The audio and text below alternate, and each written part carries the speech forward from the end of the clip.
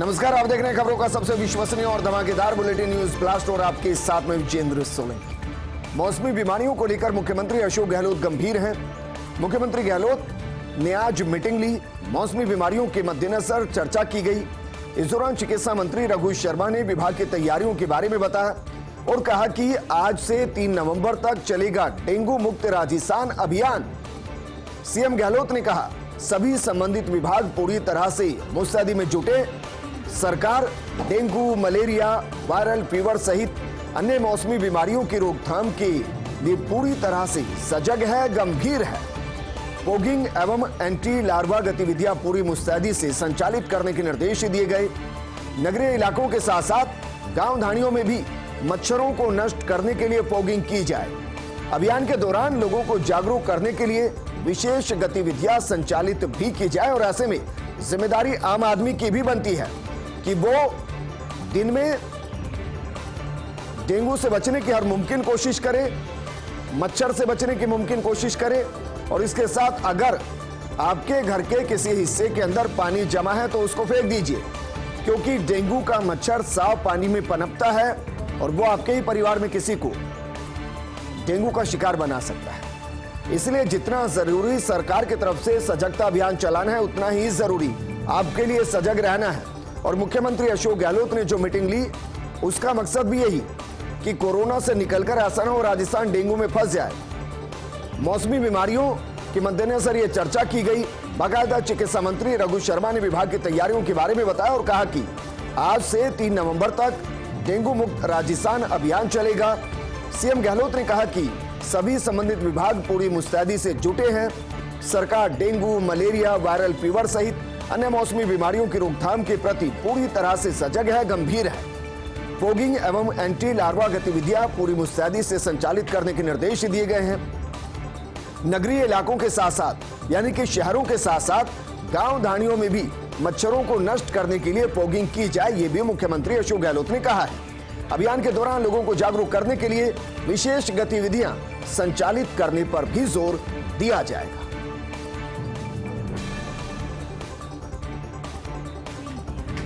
वहीं कोटा में फसल खराबे पर मंथन भी किया गया। फसल खराबे के हालातों की मुख्यमंत्री अशोक गहलोत ने समीक्षा की है। वीसी के माध्यम से संभागीय आयुक्त केसी मीणा, कलेक्टर उज्जवल राठौड़, वीसी के बाद कलेक्टर उज्जवल राठौड़ ने निर्देश दिए और कहा कि खराबे की जानकारी सीधे संबंधित कृषि अधिकारी को दे सकते हैं किसान। Bajaj alliance general insurance company के टोल फ्री नंबर पर भी सूचना दी जा सकती है। कोटा में खराबे से करीब 500 करोड़ के नुकसान का प्रारंभिक आकलन है। दरअसल जो मौसम में अचानक से बदलाव हुआ और उसके बाद जो बारिश हुई, उसने किसानों को हाड़ौती में काफी ज्यादा नुकसान पहुंचाया है। 500 करोड़ के आसपास का नुकसान हुआ है। मुख्यमंत्री अशोक गहलोत की लगातार इस पर नजर बनी हुई है, क्योंकि किसानों के मुद्दे पर सरकार भी गंभीर है, मुख्यमंत्री अशोक गहलोत भी गंभीर है और इसीलिए फसल खराबे के हालातों की मुख्यमंत्री अशोक गहलोत ने समीक्षा की। वीडियो कॉन्फ्रेंसिंग के माध्यम से संभागीय आयुक्त यानी कि केसी मीणा जी को जोड़ा गया, कलेक्टर उज्जवल राठौड़ जी को जोड़ा गया। वीसी के बाद कलेक्टर उज्जवल राठौड़ ने बाकायदा निर्देश दिए और कहा कि खराबे की जानकारी किसान सीधे संबंधित कृषि अधिकारी को दे सकते हैं। बजाज अलायंस जनरल इंश्योरेंस, जिस कंपनी के जरिए इंश्योरेंस है, फसलों का बीमा है, उनका एक टोल फ्री नंबर है, उस पर भी आप सीधे सूचना दे सकते हैं। कोटा में खराबे से करीब 500 करोड़ के नुकसान का प्रारंभिक आकलन है। और अब बात करते हैं दरअसल वसुंधरा राजे के जोधपुर दौरे की। कल दिल्ली से फ्लाइट से जोधपुर आने का कार्यक्रम है। गजेंद्र सिंह शेखावत की माता मोहन कंवर के निधन पर श्रद्धांजलि अर्पित करेंगी वसुंधरा राजे। जोधपुर से चाड़ी जाने का कार्यक्रम है। चाड़ी जाकर पूर्व मंत्री महिपाल मदेरणा को श्रद्धांजलि भी देंगी वसुंधरा राजे। मदेरणा के परिवारजनों से मिलकर संवेदनाएं व्यक्त करेंगी। चाड़ी से जोधपुर पहुंचकर कार्यकर्ताओं से मुलाकात भी करने का कार्यक्रम है। इस दौरान सर्किट हाउस में कार्यकर्ताओं से मुलाकात के बाद विश्राम करने का कार्यक्रम है। शुक्रवार सुबह दिल्ली के लिए वसुंधरा राजे रवाना होगी। शराब दुकानें निरस्त करने में चल रहा खेल। हाड़ौती के एक जिले में तो बाकायदा रेट फिक्स करने के आरोप लगे हैं। ठेकेदार को प्रति दुकान 2 लाख रुपए सुविधा शुल्क देने के आरोप लगे हैं। दुकान सरेंडर करने के आवेदन के साथ डीओ पर 2 लाख सुविधा शुल्क लेने के आरोप लगे हैं और उसके बाद दुकान को निरस्त किया जा सकता है। कई जिलों में चल रहा इस खेल का एक और पार्ट, निरस्त हुई दुकान को री ऑक्शन में बेचा जा रहा सस्ती दरों पर। महंगी खरीद चुके ठेकेदार पहले निरस्त करवा लेते हैं अपनी दुकान को और फिर दूसरे नाम से उसी दुकान को वापस सस्ती दरों पर दे रही हैं। सजग आबकारी आयुक्त को पता चला ये खेल तो दी चेतावनी और कहा कि दुकान निरस्त करने में इस तरह की गड़बड़ी ना की जाए। दरअसल सवाल यह है कि क्या ड्रग्स डिपार्टमेंट में सर्वे सर्वा हो गए हैं छोटे साहब। औषधि नियंत्रण संगठन में कई एडीसी कर रहे बड़ा खेल। गड़बड़ी करने वाली दवा फर्मों पर कार्रवाई का दे रखा अधिकार। डीसीओ की रिपोर्ट पर सहायक औषधि नियंत्रक के पास है ये अधिकार, लेकिन कार्रवाई के आदेशों में एडीसी स्तर के अफसरों ने गली निकाल रखी है। ना तो किसी फर्म पर कार्रवाई के आदेश की डीसी को प्रतिलिपि भेजी जाती है, ना ही उचित स्तर पर सूचना भेजने का एडीसी दफ्तरों में कोई मैकेनिज्म तैयार किया गया है। सिर्फ एरिया डीसीओ और स्थानीय थाने के नाम निकाली जाती है प्रतिलिपि, लेकिन इन दोनों को प्रतिलिपि भेजने की प्रक्रिया भी पूरी तरह से कागजी खानापूर्ति नजर आती है। खानापूर्ति भी ऐसी कि ना तो थाने को कोई खबर और ना ही डीएसओ को सूचना। ऐसे में जिनकी बैठ जाती ट्यूनिंग वो फर्म निलंबन काल में जारी रखती है काम। क्या चिकित्सा सचिव वैभव गालरिया फील्ड में चल रहे इस खेल पर लगाम लगा पाएंगे, ये सवाल पूछा जा रहा है। और अब बात करते हैं राजगाज की बातों की। दरअसल बुनकर संघ में ये क्या हो रहा है, ये सवाल है। 3 माह से कर्मचारियों को वेतन के लाले पड़े हुए हैं। चेयरमैन व एमडी दौड़ा रहे संघ के पैसों से गाड़ियां। अब कर्मचारियों ने पकड़ी आंदोलन की राह। जैसे शक्ति सिंह राठौड़ को ज्ञापन सौंपा गया है। दीपावली से पहले वेतन दिलाने की गुहार लगाई गई और ये इसलिए भी जरूरी क्योंकि 3 महीने से कर्मचारियों को वेतन के लाले पड़े हुए हैं, जबकि चेयरमैन और एमडी गाड़ियों को दौड़ा रहे हैं, पैसा खर्च हो रहा है। अब कर्मचारी आंदोलन की राह पर उतर सकते हैं। बाकायदा जेएस शक्ति सिंह राठौड़ को ज्ञापन दिया गया है और दिवाली से पहले वेतन दिलाने की गुहार लगाई गई। डीएपी संकट को लेकर मुख्यमंत्री गहलोत के प्रयास रंग लाते नजर आ रहे हैं। राज्य को अक्टूबर माह में कुल 62,000 मीट्रिक टन डीएपी मिला है। स्वीकृत 68,000 मीट्रिक टन डीएपी में से 62,000 मीट्रिक टन मिला है। प्रदेश के कई हिस्सों में जरूरत के मुताबिक भिजवाया जा रहा है डीएपी। करीब 7,000 मीट्रिक टन की रैक जल्द मिलेगी और इस माह करीब 1 लाख मीट्रिक टन डीएपी केंद्र से मिलने की उम्मीद है। कृषि मंत्री लालचंद कटारिया लगातार इसकी मॉनिटरिंग कर रहे हैं। प्रमुख सचिव दिनेश कुमार भी केंद्रीय उर्वरक मंत्रालय के अधिकारियों के संपर्क में है। कृषि आयुक्त डॉक्टर ओम प्रकाश और संयुक्त निदेशक डॉक्टर राम गोपाल शर्मा भी सक्रिय हैं। प्रदेश में डीएपी की मांग के मुताबिक आपूर्ति के लिए सक्रिय है और इसका असर भी अब धीरे धीरे दिखाई दे रहा है। थमेगी लो फ्लोर और बढ़ेगी दिक्कतें। लो फ्लोर बसों से सफर करने वालों के लिए खबर है, कल से थम जाएंगे शहरी परिवहन लो फ्लोर बसों के पहिए। जेसीटीएसएल के कर्मचारी हड़ताल पर और कल से लो फ्लोर बसें नहीं चलेंगी। विभिन्न मांगों को लेकर जेसीटीएसएल एम्प्लॉयज यूनियन का आंदोलन है। शहर में कल से 289 से ज्यादा लो फ्लोर बसों के पहिए थम जाएंगे। बसें नहीं चलने से प्रतिदिन 25 लाख रुपए का राजस्व का नुकसान होने वाला है। प्रदेश में अब नहीं अटकेंगी भर्तियां। चयन के 1 माह बाद नियुक्ति हो जाएगी। 31 मई से पहले भर्ती संस्था को भेजी जाएगी सिफारिश। मुख्यमंत्री गहलोत के निर्देश पर मुख्य सचिव ने जारी किए परिपत्र। नियुक्ति आदेश जारी होने के बाद 3 सप्ताह में ज्वाइन करना होगा, अन्यथा नियुक्ति आदेश स्वतः निरस्त समझा जाएगा।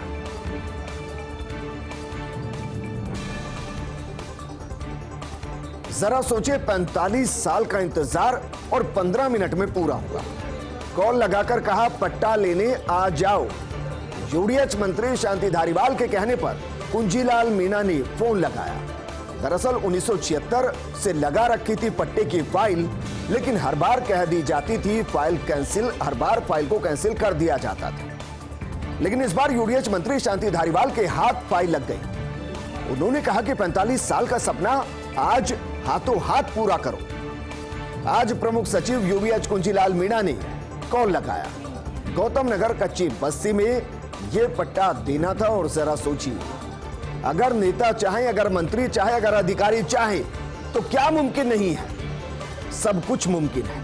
और इसी की नजीर यूडीएच मंत्री शांति धारीवाल ने यहां पर पेश की है कि अगर इच्छा शक्ति हो काम करने की, लोगों को राहत पहुंचाने की, तो 45 सालों से जो काम अटका हुआ है उसको करने के लिए सिर्फ 15 मिनट चाहिए और 15 मिनट में वो काम पूरा हो जाएगा। खुद मंत्री जी के कहने पर कॉल लगाई गई। कुंजीलाल मीणा ने फोन लगाया और सोचिए, जो फाइल 1976 से पट्टे के लिए लगा रखी थी, हर बार उस फाइल को कैंसिल कर दिया जाता था। ना जाने यह उस परिवार का खुश नसीबी है या फिर यूडीएच मंत्री के साथ में सक्रियता है कि वो फाइल यूडीएच मंत्री के हाथ लग गई। उन्होंने कहा कि 45 साल का यह सपना है, मौका आ गया है इसको हाथों हाथ पूरा करने का। बाकायदा यूडीएच सचिव कुंजीलाल मीणा ने फोन लगाया। गौतम नगर कच्ची बस्ती में यह पट्टा देना था और कहा कि आ जाइए, आपको पट्टा मिलेगा। और अब बात करते हैं राजस्थान की सुपर परफॉर्मेंस। वैक्सीनेशन के टॉप 10 राज्यों में शामिल हमारा राजस्थान। यूपी में कुल 12 करोड़ 16 लाख वैक्सीन डोज लगाकर देश में नंबर 1 है यूपी। महाराष्ट्र के अंदर 9 करोड़ 26 लाख वैक्सीन डोज लगी है और इसके साथ महाराष्ट्र दूसरे पायदान पर है।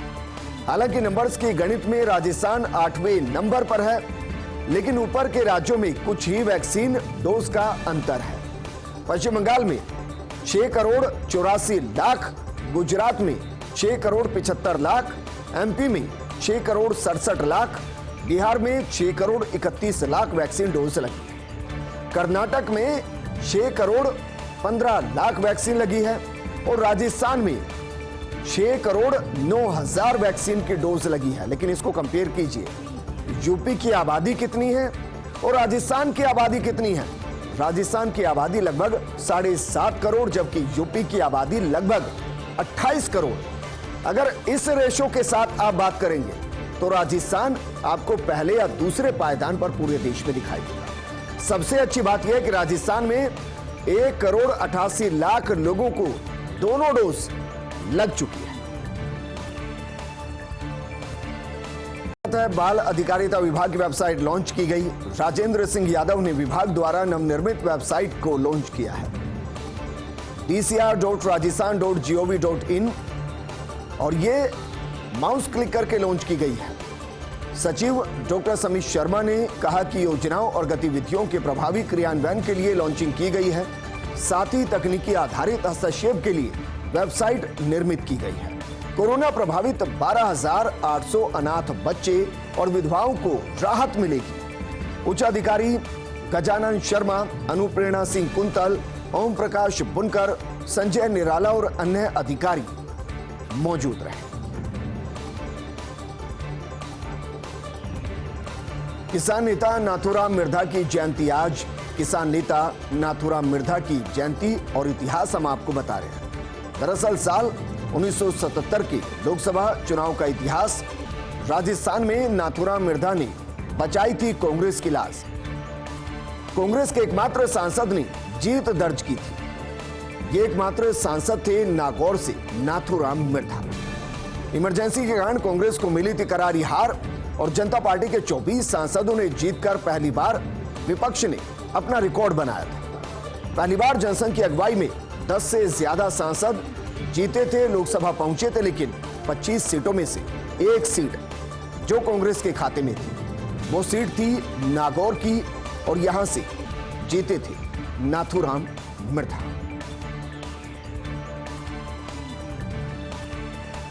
यूपी के कुशीनगर को पीएम मोदी की बड़ी सौगात। पीएम ने कुशीनगर अंतर्राष्ट्रीय एयरपोर्ट का उद्घाटन किया।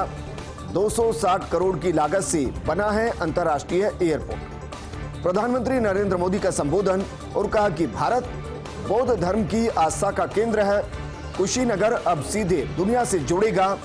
सबके प्रयास से सबका विकास हो रहा है। आज पूर्वी यूपी पूरी दुनिया से जुड़ गया है। कुशीनगर की विकास सरकार की प्राथमिकता है। कुशीनगर आस्था और प्रेरणा का केंद्र है।